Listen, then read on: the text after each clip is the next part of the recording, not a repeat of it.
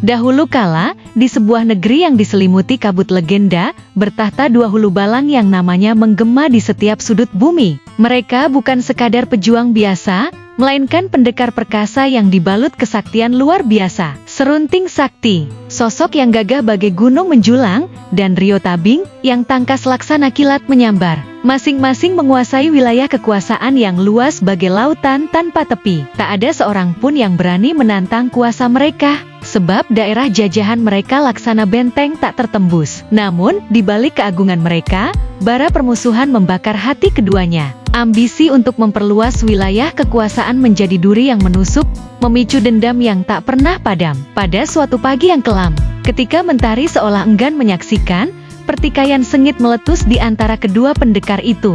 Pangkal masalahnya sederhana namun membara.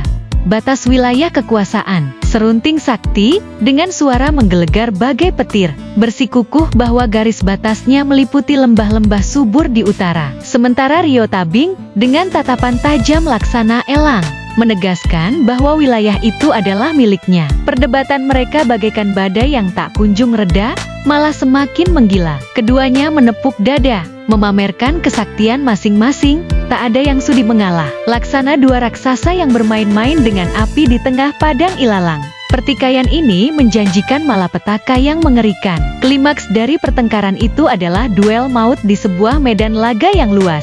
Di bawah langit yang merah membara, Serunting Sakti dan Ryo Tabing berhadapan, masing-masing memancarkan aura kesaktian yang membuat bumi bergoyang. Pertarungan itu bukan sekadar adu fisik, melainkan pergulatan dua kekuatan gaib yang saling mengguncang alam. Mereka maju dan mundur, saling mendesak dengan jurus-jurus mematikan, menghunus pedang kesaktian, dan melemparkan mantra-mantra dahsyat. Peperangan itu berlangsung berhari-hari, tanpa tanda-tanda kelelahan, seolah waktu sendiri terhenti untuk menyaksikan pertarungan epik ini.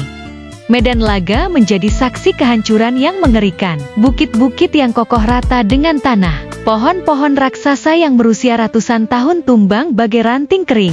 Sungai-sungai yang jernih kini tersekat oleh longsoran batu akibat tendangan kuat mereka. Batu-batu besar dan kecil beterbangan laksana hujan meteor, menghujani bumi yang porak-poranda. Jejak kaki mereka mengoyak tanah, menciptakan jurang-jurang baru yang menganga.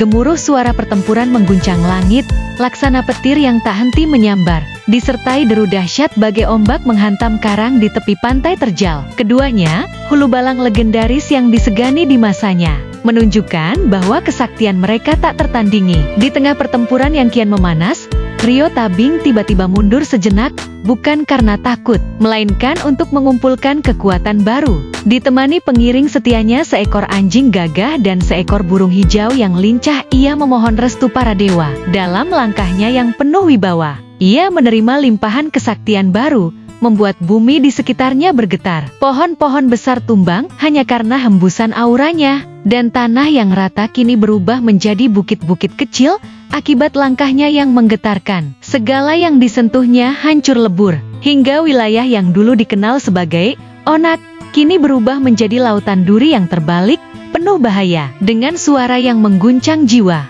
Ryo Tabing menancapkan batas wilayahnya, berseru, "Jangan pernah anak cucu Serunting Sakti berani melangkahi garis ini, atau mereka akan binasa dalam kepedihan."